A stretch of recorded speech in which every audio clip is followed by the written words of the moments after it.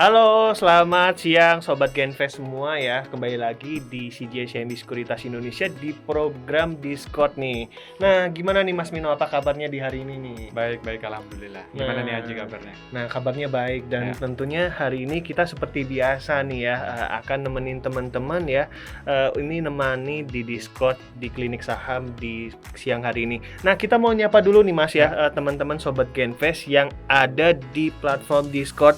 Halo teman-teman ya, selamat kembali bergabung lagi di Klinik Saham. Nah, silahkan nih teman-teman yang udah join ya, ini silahkan bisa langsung aja. Kalau ada pertanyaan bisa drop pertanyaannya di kolom chat ya, ataupun juga yang ingin chit-chat ngobrol sama kita ya, bisa langsung aja raise hand ya, untuk mikrofonnya nanti bisa cuap-cuap bersama kita.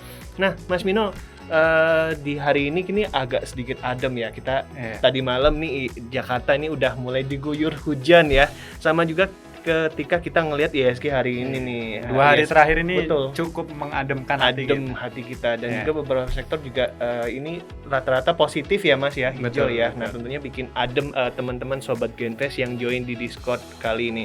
Nah, kira-kira mungkin di sesi 1 pertama tadi ini kira-kira IHSG udah sejauh mana sih Mas ademnya? Iya, di sesi 1 ini IHSG masih terpantau menguat ya. Jadi tepatnya sih sekitar 0,78%. Nah, kalau dari sisi sektoral ini secara umum ini menguat ya, kecuali 2 sektor, yaitu teknologi sama sektor bahan baku. Dan yang masih lanjut naik nih dari sektor transportasi dan logistik ya, yang menguat 1,46%. Kemudian non siklikal juga menarik nih karena ini udah beberapa hari ya, sektor ini kinerjanya cukup oke. Dan di hari ini di sesi 1 itu menguat 0,96% gitu. Oke, thank you banget nih Mas Mino ya atas reviewnya. Nah, tentunya mungkin kalau dari segi improving, kalau dari segi rotational sektor nih Mas Mino ya. Tapi memang kalau tadi udah di-mention ya, saham sektor-sektor yang tentunya positif ya, kecuali ada saham basic materials ya. Memang ini udah lumayan kemarin, akhir-akhir kemarin ini naiknya udah kenceng ya Mas ya. Udah menjadi salah satu sektor yang menjadi leading nih ya. Dan tentunya nextnya mungkin ketika udah leading ya mungkin bersiap terjadi adanya konsolidasi ya. Gantian dengan sektor yang gantian lain. Ya, rotasi ya, ibaratnya kadang di atas kadang di bawah nih Mas Mino ya. Ya.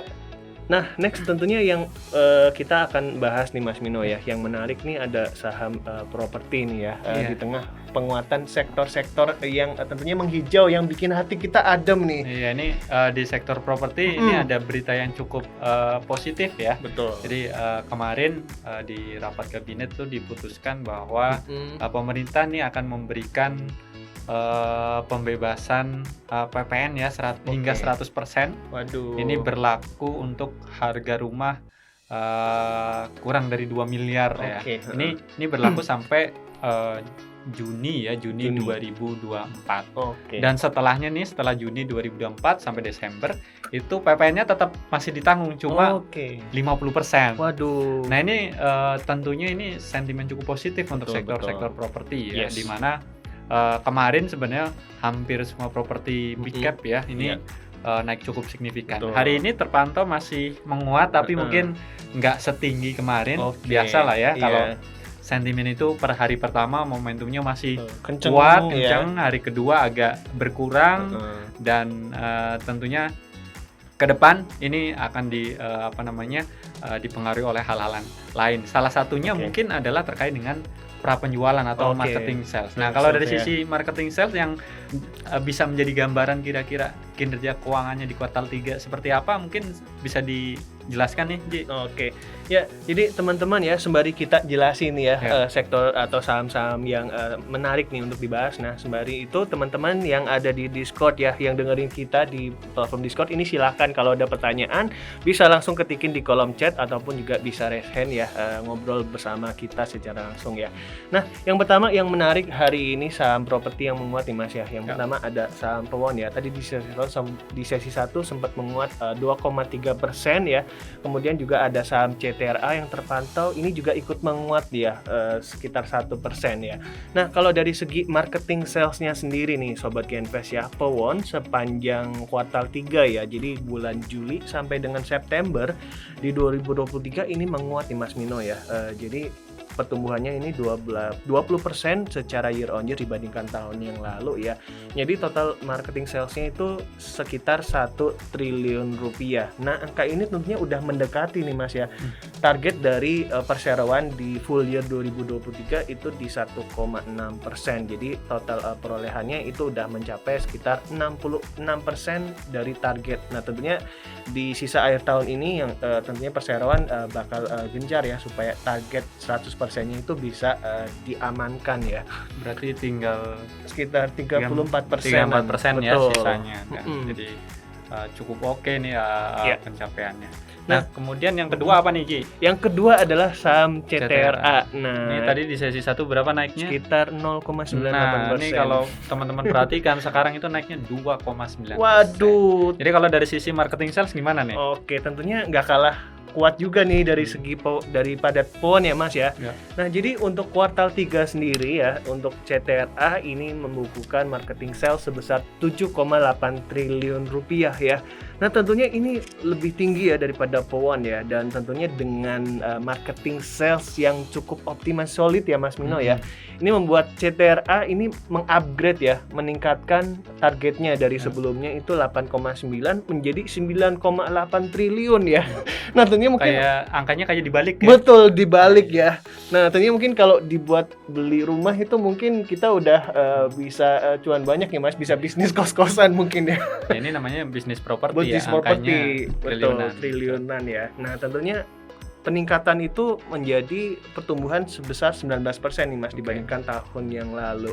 Nah, mungkin kalau teman-teman ingin tahu sih kenapa sih si CTRA ya ini berani banget atau percaya diri ya untuk bisa meningkatkan targetnya, ini karena dari segi ekspansinya ya dilakukan oleh perseroan untuk mengincar pertumbuhan seperti pengembangan dan penjualan produk residensial ya. Ini skalanya township dan tentunya ini bisa mendorong pertumbuhan dari segi laba bersih perseroan dan targetnya di full year 2023. Oke, thank you. Menarik sekali ya. Jadi selain tadi ya katalis yang terbaru, ini dari sisi marketing sales juga cukup oke.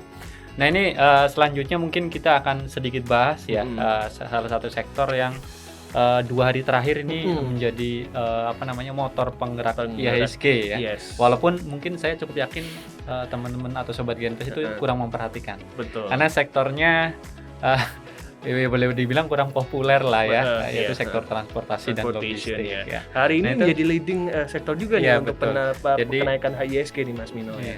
Nah, ini kalau kita lihat ya, salah satu saham yang bobotnya cukup besar di sektor transportasi itu adalah Garuda ya. Jadi Garuda memang kemarin bilang sudah istilahnya udah selesai ya melakukan restrukturisasi utangnya. Restrukturisasi. Jadi mereka sekarang fokus untuk mengembangkan kinerjanya ya. Jadi kemarin tadi sempat naik tapi terpantau saat ini agak turun ya. Kemudian ada juga ASA ya.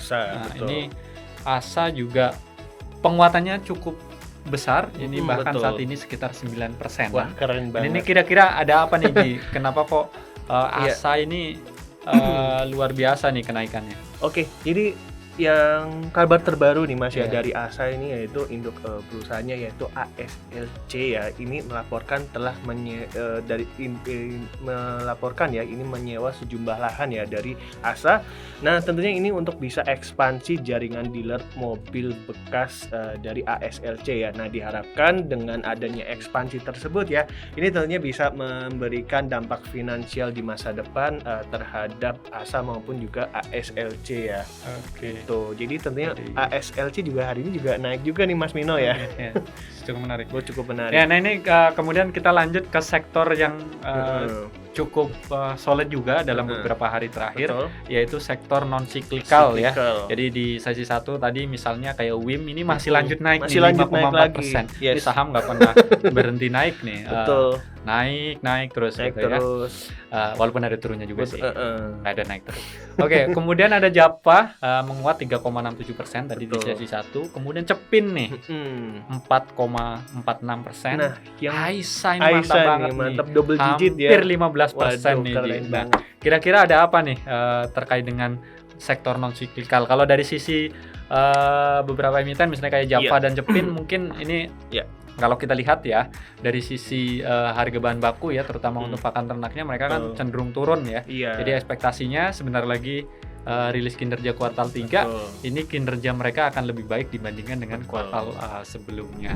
Nah, sobat Genvest yang ada di Discord ya, ini silakan ya kami mengingatkan untuk teman-teman bisa raise-nya ya di Discord ya, yang teman-teman ingin cuap-cuap ya ngobrol-ngobrol langsung sama kita, ini silakan bisa langsung aja raise hand di aplikasinya.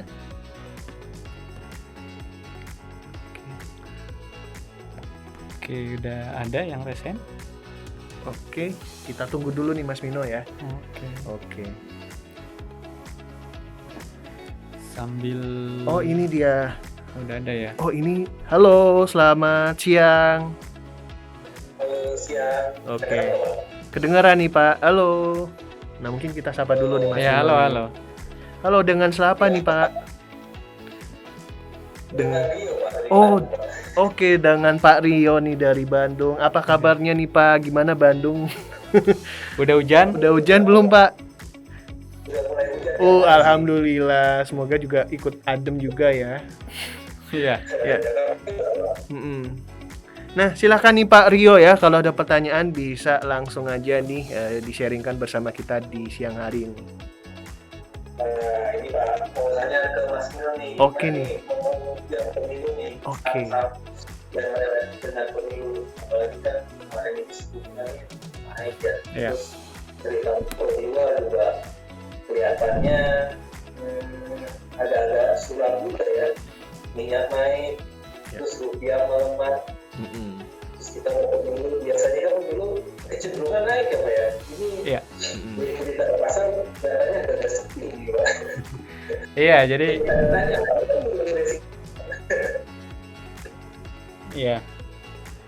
jadi memang market kita saat ini lebih dipengaruhi faktor eksternal yang masih cukup negatif ya. Itu yang membuat market kita boleh dibilang ya relatif cukup sepi ya dari sisi transaksinya. Karena tadi kondisinya belum terlalu positif. Nah, tadi ngomong-ngomong terkait dengan saham-saham yang mungkin bisa beli ya ketika masa-masa pemilu. Tadi sebenarnya kita udah singgung ya di awal, misalnya sektor consumer misalnya. Ini adalah salah satu emitennya misalnya kayak WIM ya. Walaupun ini secara harga emang naiknya udah cukup tinggi, tapi mungkin momen-momen pemilu ini masih bisa untuk trading lah ya, untuk trading dan tentunya dengan menerapkan disiplin yang ketat ya. Kalau misalnya memang udah harus cut loss ya cut loss gitu, tapi secara umum trennya masih cukup positif. Kemudian saham yang lain yang cukup menarik juga ketika masa pemilu misalnya kayak Mayora ya. Jadi ini Mayora juga dari si manajemen bilangnya bahwa kalau musim pemilu ini biasanya positif nih untuk Mayora gitu. Jadi itu mungkin bisa menjadi salah satu pilihan juga. Kemudian saham-saham yang lebih spesifik ya, misalnya kayak ICBP misalnya, itu juga mungkin teman-teman atau sobat Genvest bisa perhatikan ya di masa-masa pemilu. Nah, selain karena faktor pemilu, ini saham-saham yang boleh dibilang juga sebenarnya tahun ini cukup diuntungkan ya dengan adanya penurunan harga bahan baku ya. Nah, ini momen-momen sebentar lagi rilis laporan keuangan ini berpotensi emiten-emiten sektor consumer ini akan positif ya. Terutama didorong oleh margin yang membaik gitu, Pak Rio tadi ya yang tanya di Bandung gitu. Jadi selain tadi ya pemilu, kemudian kemungkinan proyeksi laporan keuangannya juga membaik ya. Yang menarik sebenarnya ada satu emiten consumer big cap yang sebelum-sebelumnya selalu dijauhi ya. Ini ada Unilever misalnya, itu pergerakannya saat ini cukup menarik. Iya. Mulai gerak nih Mas. Ya mulai gerak, jadi itu juga mungkin bisa diperhatikan. Gitu. Oke. Nah, thank you banget nih teman-teman ya atas pertanyaan yang masuk ya, dan gak kerasa nih kita udah 30 menit ya ngobrol-ngobrol dan sharing bersama teman-teman di Discord ya, dan tentunya apa yang tadi kita utarain ke teman-teman ya, tentunya berdasarkan disclaimer on ya. Disclaimer on. Jadi setiap keputusan dalam berinvestasi pasti ada untung rugi ya, dan tentunya itu menjadi resiko dan tanggung jawab masing-masing sebagai investor di pasar modal Indonesia. Dan tentunya teman-teman ya tetap stay tune di CGI-CIMB Sekuritas Indonesia, dan tentunya tetap terus ya rajin ikut nonton Discord kita ya Mas ya, setiap hari Rabu, dan jangan lupa nonton di YouTube ya. Sampai jumpa di Discord yang berikutnya ya bersama CGI-CIMB Sekuritas Indonesia. Kalau nggak sekarang, kapan lagi untuk berinvestasi? Dadah.